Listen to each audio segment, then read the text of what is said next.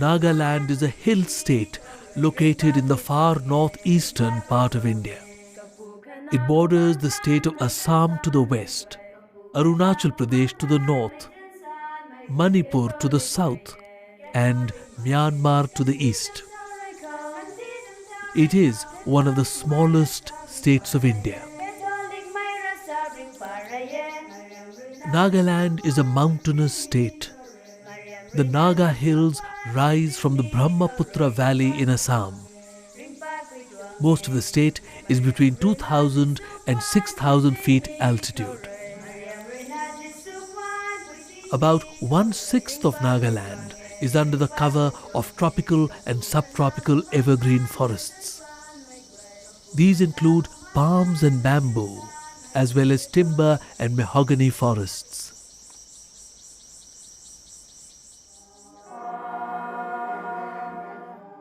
There are about 16 major tribes in the state of Nagaland. These include the Lothas, Angami, Ao and Sumis. The whole of Northeast is Mongolian, the Tibeto-Mongolian tribe. They came in at various times into this region. And some of them, they claim that they came in even 1,000 years BC and settled here. And each tribe was living an independent life. In fact, we can say even every village was an independent kingdom carrying on without much communication among themselves.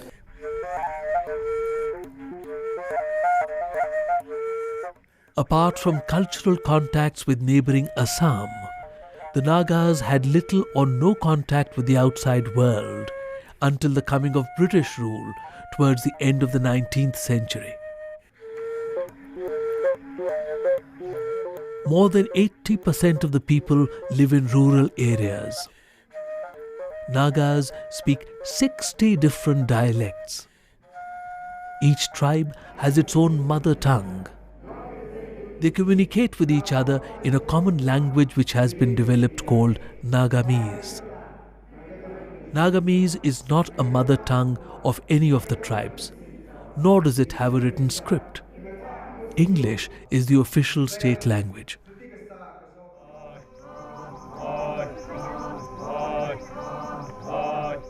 There is a great cultural richness and variety in this area, as each tribe was separately carrying on its independent life.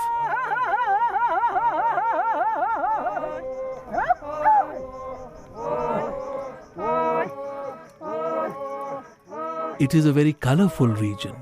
Each tribe has its own songs, their own shawls, their own colours, their own architecture.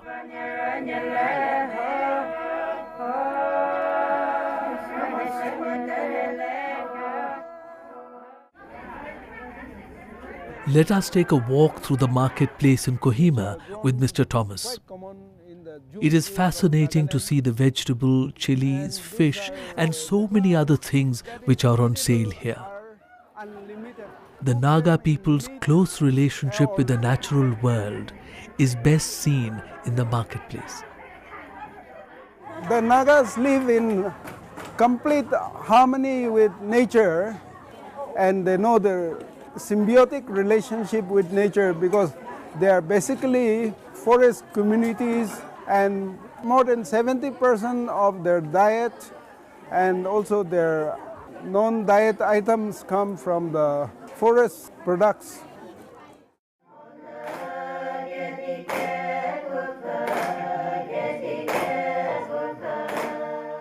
The Naga tribes have colourful folk songs and dances. Ancient oral traditions are kept alive in these songs. The Naga songs are both romantic and historical.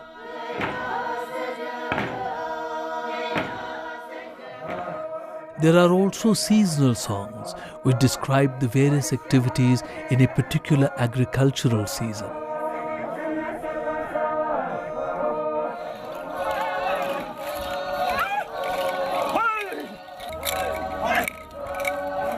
Folk dances are usually performed in groups and in synchronized fashion. Dances are usually performed in festivals and religious occasions. All dances are accompanied by songs and war cries by the dancers themselves.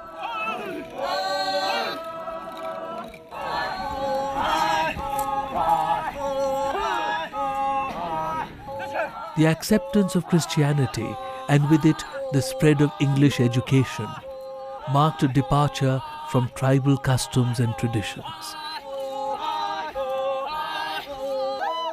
The first Christian missionary to arrive in the Naga Hills is believed to be Reverend Miles Bronson in 1841. Today, more than 95% of the Naga people are Christians.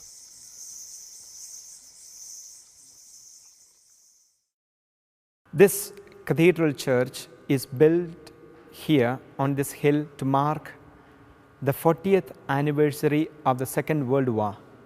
The Second World War was fought between the Japanese and the British. The last part was fought in this hill.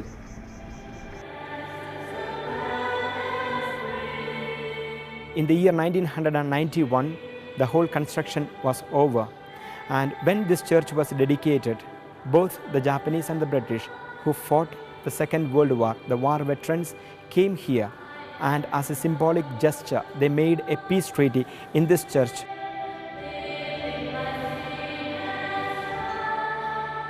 The presence of Catholic Church, what we find in Nagaland is since 1950. The first, the Catholics came to the Woka district in a particular place called Lakuti, and the successive year, 1951, the Catholic Church came into Kohima district, and the church began, the Catholic presence began in Nagaland. In the unity of the Holy Spirit. Leave the seed that you have sown, leave the cross that you have grown. I feel so much sense of satisfaction, especially at the moment I am in charge of these 12 novices here.